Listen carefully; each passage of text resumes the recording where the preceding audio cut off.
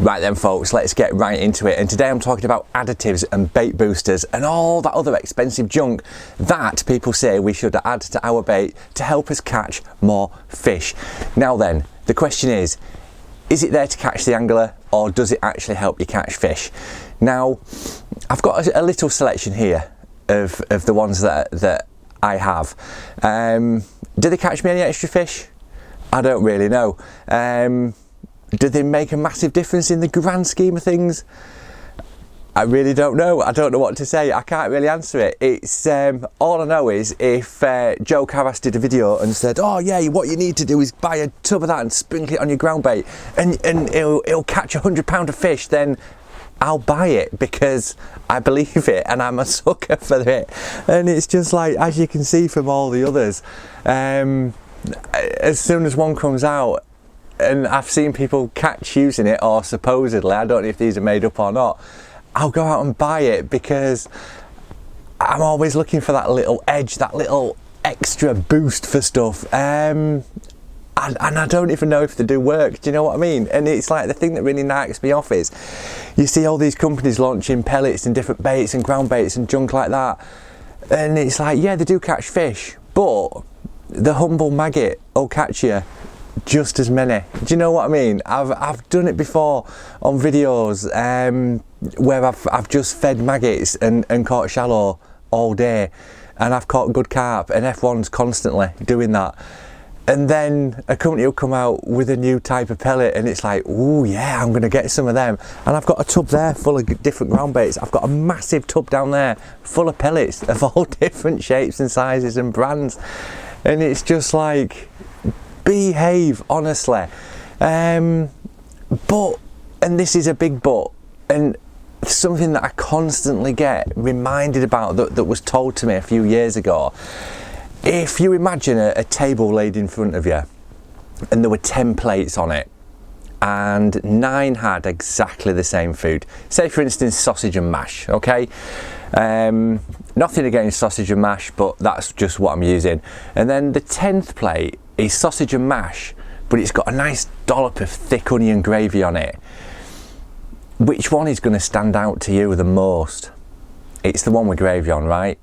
That's the one you're going to probably go to first, because all the others look exactly the same. They might not be that appetizing, but the one with the gravy on is the one that you're going to go to. And I always use that, and whether that's right or wrong, I don't know, because especially on commercials, these fish get battered, absolutely battered week in, week out on the same baits. And it doesn't seem to matter what bait you're using, that they're going to get caught, do you know what I mean? And it's like, a lot of people say, oh well, you know, the additives, they're all junk. I mean, I've got one here and it's, where is it? This one, sweet coconut liquid. I use that on my expanders and I catch really, really well. But what sort of fish has ever seen coconut before? They don't even know what it smells like or what it looks like. So was that designed to catch me or what? Would I have caught the same number of fish without it on the pellets?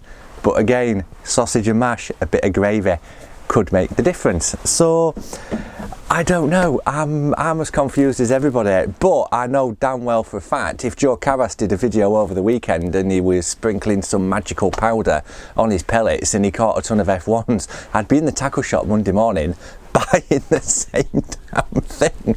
And I think that is the main thing in it. It's, you're gonna get suckered into buying these products and stuff like that, but if you use it and you catch fish, it's going to boost your confidence.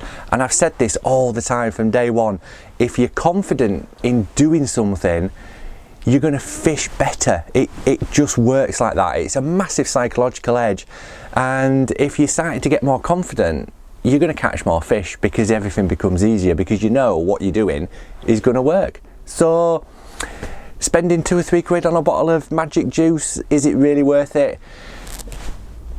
Is it? I don't know. Let me know in the comments below, because I'm still confused. And I dread watching videos on YouTube, because I know if Steve Ringer says, oh yeah, I've used this on my pellets today and I've caught 8 million pounds of F1s, I'll be like, yes Steve, I'm having some of that. It's a perpetual cycle, and I know I'll keep buying them and I know I'll keep using them. I mean, I've got some in here I mean, look at this one. This was a really old Maruku one, and it's called The One. And at the time, I believed every hype that came out about it. Oh, it'll catch everything, it'll catch everything. So I contacted Maruku. I said, right, I've got a few winter matches coming up. Which one would you recommend? And they said, oh yeah, use this one. Sweet Jesus is all I'm going to say, because this stinks like manky curry. I'm not joking. It is disgusting. It's a disgusting brown liquid, and you spray it on and it coats everything in this right horrible curry smell. What sort of fish eats curry? What do they do? Ring kebab house up and go, oh yeah, tonight I'll have a vindaloo, mate, thanks, just drop it in at peg 4. They don't know what bloody curry smells like, do they? But again, it's that edge. I mean, to be fair, I blanked using that, and I used it 3 times like an idiot. A word of warning, if you do use that sort of stuff, if you can still get it, I don't even think you can now, it takes 3 days for it to come off your hands. That's all I'm going to say. It is pungent. But yeah, I hope you've enjoyed it. A bit of a tongue-in-cheek one really, but yeah, I'd be really interested in your comments to see if there's any more people out there like me with shelves groaning with additives, or if it's just me. Oh well, catch you next time.